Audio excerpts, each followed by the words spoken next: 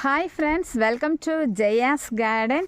இன்றைக்கி ஒரு ரொம்ப இம்பார்ட்டண்டான ஒரு தெரிஞ்சிக்க வேண்டிய ஒரு இன்ட்ரெஸ்டிங் வீடியோவோட வந்திருக்கேன். அது என்னென்னு பார்க்கறதுக்கு முன்னாடி ஜெயாஸ் கார்டன் சேனலை சப்ஸ்கிரைப் பண்ணல அப்படின்னா சப்ஸ்கிரைப் பண்ணிக்கோங்க. அப்படியே பக்கத்தில் இருக்கக்கூடிய பெல் ஐக்கானை ஆல் ஆப்ஷன் போட்டு வச்சுக்கோங்க. அப்போ தான் நான் போடக்கூடிய பயனுள்ள வீடியோக்கள் உங்களுக்கு உடனுக்குடனே நோட்டிஃபிகேஷனில் வரும். ஃப்ரெண்ட்ஸ், அதாவது மழை காலம் வந்துடுச்சு இல்லையா? மழை காலத்தில் நம்ம நினைவில் வச்சுக்க வேண்டிய முக்கிய குறிப்புகள் ஒரு 15 குறிப்புகளோடு வந்திருக்கிறேன். வீடியோ ரொம்ப லென்த்தாக போச்சு அப்படின்னாக்க பார்ட் 1 பார்ட் 2 அப்படிங்கிற மாதிரி போட்டுடுறேன். ஏன்னா இது எல்லாத்தையுமே நீங்கள் கட்டாயம் தெரிஞ்சு வச்சுருக்கணும் அப்படிங்கிறதுனால தான் நான் இந்த மாதிரி சொல்கிறேன். ஃபஸ்ட்டு இந்த மழை காலத்தில் களைகள் அதிகமாக வருங்க. அப்படியே கொதன்னு களையாக இருக்கும். களையை நிறைய வளர விட்டுட்டிங்கன்னா, இன்றைக்கெலாம் பார்த்தீங்கன்னா கம்ப்ளீட்டாக க்ளீன் பண்ணிட்டேங்க. களையை ஃபுல்லாக பிடுங்கி எடுத்துட்டோம், மேக்ஸிமம் பிடுங்கிட்டோம். என்ன ஆகும் அப்படின்னா, அதிகமான களைகள் வளரும்போது இந்த செடிகள் சரியாக வளராமல் போயிடும். சத்துக்கள் ஃபுல்லாக அதுவே எடுத்துக்கும். ரெண்டாவது வேரை அதிகமாக அது பரவ விட்டு இந்த செடிகளை வளர விடாமல் பண்ணிடும். ஸோ ரொம்ப கவனம். களை இருக்கவே கூடாது. வாரம் எடுத்தாலும் இங்கே பாருங்கள், இத்தனை பேக்கில் களை தான் நிறைய போட்டு உள்ளே வச்சுருக்கேங்க. களையை போட்டு தான் உள்ளுக்குள்ளே மண் போட்டு வச்சுருக்கேன். ஸோ நமக்கு அதனால பயன்தான். நமக்கு ஒரு உரம் ரெடி ஆயிடுது, இல்லை கம்போஸ்ட் ரெடி ஆகிடுது. So don't worry. ஆனால் வாரம் எடுக்கணும். அதுதான் ஒரு பெரிய விஷயம். மறந்துடாதீங்க, களையை பிடிங்கணும். இல்லைனா செடியில் எனக்கு பூ பூக்கலை, காய்க்கலை அப்படின்னு சொல்ல வேண்டிய சூழ்நிலை வரும். அதுக்கப்புறம் பார்த்திங்கன்னா மழை பெய்கிறப்ப ஒவ்வொரு ஹோல்ஸும் நம்ம போட்டிருக்கிறது கிளியராக இருக்குதா, இல்லை ஏதாவது அதில் பிரச்சனைகள் இருக்குதா அப்படிங்கிறத நீங்கள் கண்டிப்பாக நோட் பண்ணிக்கிட்டே இருக்கணும். ஹோல் சரியாக இல்லை அப்படின்னாக்கா அந்த ஓட்டைகளை நல்லா பெருசாக்கி விடணும். ஓட்டைகள் மூலமாக எப்போவுமே அந்த ட்ரைனேஜ் வாட்டர்ஸ் போயிட்டே இருக்கணும். தண்ணி தேங்கிடக்கூடாது. ரொம்ப கவனம். ஏன்னா இந்த டைமில் தான் இந்த மாதிரி தண்ணி தேங்கி உங்களுக்கு செடிகள் அழுகி போகிறதுக்கு வாய்ப்பு இருக்குது. அது மாதிரி வேரில் உள்ள ஃபங்கஸ் வர ஆரம்பிக்கும். நிறைய பிரச்சனைகள் இந்த தண்ணி கிளியராக ட்ரைனேஜ் ஆகாட்டி வருங்க. ஸோ அதையும் பார்த்துக்கோங்க, சரிங்களா? கொஞ்சம் ஃபாஸ்ட்டாக பேசுகிறேன்னு நினைக்க வேண்டாம். சரி, ஒரே வீடியோவில் சொல்லிட்டா கொஞ்சம் உங்களுக்கு நல்லா இருக்குமே அப்படிங்கிறதுக்காக தான் கொஞ்சம் ஃபாஸ்ட்டாக. அதுக்கப்புறம் விதை போடுறதுக்கான சரியான நேரம் இது தான். நீங்கள் பருவம் பார்த்தெல்லாம் நிறைய விதைகள் போட வேண்டியது வராது. கொடி காய்கறிகள் மட்டும்தாங்க ஆடிப்பட்டத்தில் போடணும். அது மாதிரி கிழங்குகள் அப்படின்னா அது தைப்பட்டத்தில் போடணும். மற்ற எல்லாமே பார்த்தீங்க அப்படின்னா எப்போ வேணும்னாலும் போட்டுக்கலாம்.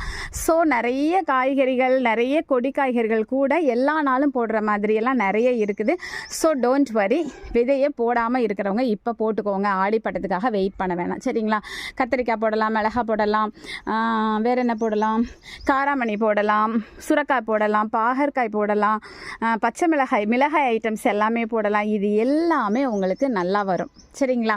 ஸோ இந்த மாதிரி எல்லா நாளும் பருவங்கள்லையும் பட்டங்கள்லையும் போடக்கூடிய காய்கறி விதைகள் நிறைய இருக்குது. ஸோ இந்த மலையில் போட்டு விடுங்க. முளைக்காததெல்லாம் சட்டன்னு முளைச்சிடும். இப்போ வேறு நான் விதை பகிர்றதுல உங்களுக்கு இது நெற்பவளம் அனுப்பியிருக்கேங்க. நெற்பவளத்தை நல்லா மழை தண்ணியில் ஊற வச்சு அழகாக போடுங்க. வராதவங்களுக்கெல்லாம் சூப்பராக நெற்பவளம் வந்துடும், சரிங்களா?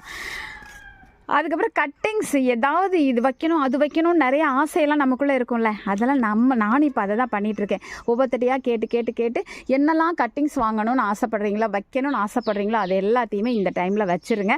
அழகாக 3 நாள் 1 வாரத்தில் அழகாக பிச்சுக்கிட்டு வளர்ந்து வருவாங்கங்க. ஏன்னா மற்ற டைம்லலாம் தண்ணி 2 நேரம் ஊற்றணும், அப்படி பண்ணணும் இப்படி பண்ணணும், வளர்கிறதுக்கு மக்கர் பண்ணுவாங்க. ஆனால் இப்போ அந்த பிரச்சனையே கிடையாது. அழகாக வந்துடுவாங்க. மழை தண்ணி 1 நாள் பட்டா போதும், 2வது நாள் துளிர் லைட்டாக வந்துடும், 3வது நாள் சூப்பராக கண்ணுக்கு தெரிய ஆரம்பிச்சிடும். ஸோ கட்டிங்ஸ் வைக்க சரியான நேரம் இதுதான் அப்படிங்கிறத ஞாபகம் வச்சுக்கிட்டு, இந்த காற்றுள்ள போதே தூற்றிக்கொள் அப்படிங்கிற மாதிரி இந்த டைமில் எல்லாமே பண்ணிக்கணுங்க. மறந்துடக்கூடாது. நீங்கள் மறந்துடுவீங்கன்னு தான் நான் ஞாபகப்படுத்துறதுக்காக வந்திருக்கேன், சரிங்களா? அதுக்கப்புறம் இன்னொரு விஷயம், மூடாக்குன்னு இந்த மாடித்தோட்டம் வச்சுருக்கவங்கெல்லாம் பேசுவாங்க. இந்த டைமில் மூடாக்கு போடக்கூடாது, சரிங்களா? மூடாக்கு போட்டிருந்தாலும் எடுத்துருங்க, இல்லை மண்ணை போட்டு விட்ருங்க அது மேலே. ஏன் அப்படின்னாக்க மழை தண்ணி பட்டு மேலே உள்ள மூடாக்கு ஈரமாகவே இருக்கும். அது வெயில் காலத்துக்கு ஈரமாக இருந்தால் ஓகே. மழை காலத்துக்கு மண்ணுக்குள்ளே ஈரம் இருக்கும், இது மேலே ஈரம் இருக்கும். அழகாக போய் அடியில் சேஃபாக அந்த மண்ணுக்கு மேலே மூடாக்குக்கு கீழே எல்லா பூச்சியும், நத்தை, ரயில் பூச்சி, அப்புறம் குட்டியாக நிறைய ஒரு பூச்சி வரும். அது என்னென்ன கண்டக்களி அத்தனை பூச்சிகளும் அதில் போய் அழகாக சேஃபாக அவங்க குடும்பம் நடத்த ஆரம்பிச்சிருவாங்க. நமக்கு பிரச்சனை ஆகிடும். நத்தை எல்லாமே இந்த மூடாக்குக்குள்ளே போய் உட்காந்துக்குவாங்க. ஸோ மூடாக்கு போடாதீங்க இந்த டைமில், ஓகேங்களா? அடுத்தது அதிகமாக பூச்சிகள் வருங்க.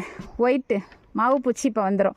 அதாவது தொடர்ந்து மழை பெஞ்சா வராது, தொடர்ந்து வெயில் அடித்தா வராது, ரெண்டும் மாற்றி மாற்றி இருந்துச்சுன்னா கண்டிப்பாக மாவு பூச்சி வரும். அது மாதிரி அஸ்வினி பூச்சியும் வந்து உட்காந்துக்குவாங்க.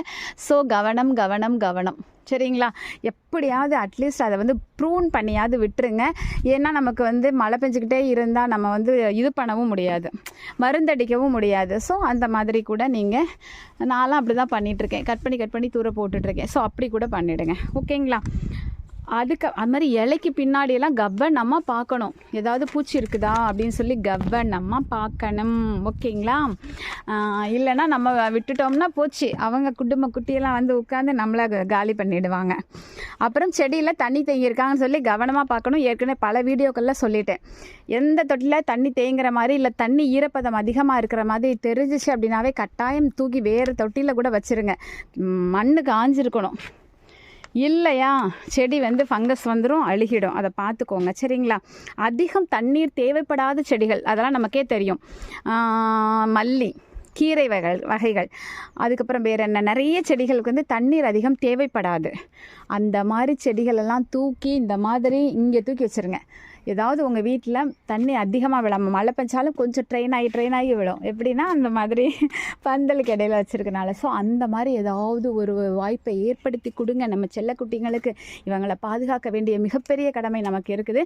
ஸோ தண்ணி அதிகம் தேவைப்படாதவங்களெல்லாம் தூக்கி எங்கேயாவது பத்திரமா வைங்க. அது மாதிரி இது பாருங்கள், தண்ணியே ஊற்றாமல் வளரக்கூடிய பாலைவன செடி, ரோஜா, பாலைவன ரோஜான்னு சொல்லக்கூடிய கல் ரோஜா, அதுக்கப்புறம் அடினியம், அவங்களெல்லாம் தூக்கி எங்கேயாவது வீட்டு வறண்டால தூக்கி வச்சுக்கோங்க, தேவைப்படாது, சரிங்களா? ரொம்ப தண்ணி ஊற்ற அழுகி போயிடும். அதுக்கப்புறம் வேறு என்ன சொல்லலாம்? மரம் வைக்கணும்னு ஆசைப்படுறீங்களா? இந்த டைமில் மரங்களை வாங்கி வச்சுருங்க. நானும் ஆசைப்பட்டேங்க, ஆனால் எனக்கு மண் எடுக்கிறதுக்கு டைம் இல்லை, உடம்பு ஒத்துழைக்கலை, வீட்டில் மண் எடுத்துற மாட்டேன்னு சொல்லிட்டாங்க.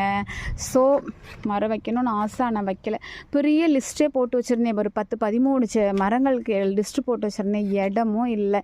ஸோ மரம் வைக்கலை. நீங்களாவது வைங்க, நீங்களாம் வச்சிங்கன்னா அதை பார்த்தாது நான் சந்தோஷப்படுவேன், சரிங்களா? அப்புறம் லிக்விட் ஃபெர்டிலைசர்ஸ் கொடுக்கக்கூடாது. லிக்விடாக எதுவுமே இப்போதைக்கு தேவையில்லைங்க. ஏன்னா மழை தண்ணியை சூப்பராக நம்ம கொடுக்குற அத்தனை உரத்தையும் தூக்கி சாப்பிட்ற மாதிரி அதில் வந்து சத்துக்கள் இருக்குது. ஸோ லிக்விட் ஃபெர்டிலைசர் தேவையில்லை, கொடுக்காதீங்க. கொடுத்தா செடிகள் பிரச்சனை ஆகிடும். தண்ணி வந்து அது மாதிரி இன்றைக்கி மழை பெஞ்சிருக்கு, கொடுக்க வேணாம் தண்ணி. நாளைக்கு மழை பெய்யலை, தண்ணி கொடுக்கணும், அப்படிலாம் கொடுக்கக்கூடாதுங்க.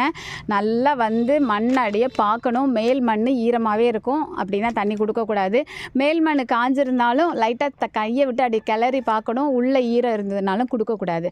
நல்லா காஞ்சப்புறம் தான் கொடுக்கணும், சரிங்களா? செடி காஞ்சப்புறம் இல்லை, மண் காஞ்சதுக்கப்புறம். ஒரு நாள் மண் காஞ்சிருந்து மறுநாள் தான் செடி காயும். நீங்கள் அந்த ஒரு நாள் மண் காஞ்சிருக்கும் போதே பார்த்துட்டு கொடுத்துக்கோங்க. தண்ணி இருக்கும்போதே திருப்பி கொடுத்தீங்கன்னா இல்லாத பிரச்சனையெல்லாம் கூட்டிகிட்டு வருவாங்க, சரிங்களா? அதனால் அதெல்லாம் இல்லாமல் பார்த்துக்கோங்க. அது மாதிரி இந்த மழை பெஞ்சிக்கிட்டே இருக்கா, தொடர்ந்து தண்ணி விழுந்துக்கிட்டே இருந்துச்சு அப்படின்னா மண்கள் ஃபுல்லாக இறுக்கமாயிடும். அந்த இறுக்கத்துக்காக நம்ம கிளறி விடணும். கிளறி விடலைன்னா நம்ம கொடுக்குற எந்த உரங்களையும் அது எடுத்துக்க மாட்டாங்க. வேரில் ஆக்சிஜன் கிடைக்காது, அதுக்கு பாவம் மூச்சு திணறி வளர்ந்துக்கிட்டு இருப்பாங்க, சரிங்களா? அதனால் மண்ணை கிளறி விட்டுருங்க. அதுக்கப்புறம் ஒரே வீடியோலேயே சொல்லிடலான்னு நினைக்கிறேன், ஃபாஸ்ட்டாக சொல்லிட்டேன். என் கூட நீங்கள் ஃபாஸ்ட்டாக ஓடியே வந்திருப்பீங்கன்னு நினைக்கிறேன். பரவாயில்ல, ஒரே வீடியோவில் சொன்னால் தான் கொஞ்சம் நல்லாயிருக்கும் அப்படின்னு நினைக்கிறேன். எல்லோரும் பார்ட் 1 பார்ட் 2ன்னு போட்டாக்க பார்ட் 1 பார்த்துட்டு பார்ட் 2 பார்க்க மறந்து போயிடுவோம். அப்புறம் தரை, இன்றைக்கெலாம் பார்த்தீங்கள்ல ஒரு வீடியோவில் ஃபுல்லாக க்ளீன் பண்ணி கூட்டி கழுவி விட்ருக்கேன். இந்த மாதிரி நீங்களும் பண்ணணும். அப்போ தான் நம்ம தர வந்து சேஃபாக இருக்கும். இல்லைனா ஏதாவது பிரச்சனை ஆகிடும், அப்புறம் வீட்டில் அடி தான் வாங்கணும், சரிங்களா? மாடி தோட்டம் வச்சுருக்கோம்னா மாடியை சேஃபாக வச்சுக்கிறது ரொம்ப முக்கியம். அதுக்கப்புறம் தான் செடிகள்லாம், சரியா? அது பல லட்சங்களை போட்டு வச்சுருக்கிற வீடு, இல்லைன்னா வாடகை வீடு, இல்லைன்னா நம்மளை திட்டுவாங்க,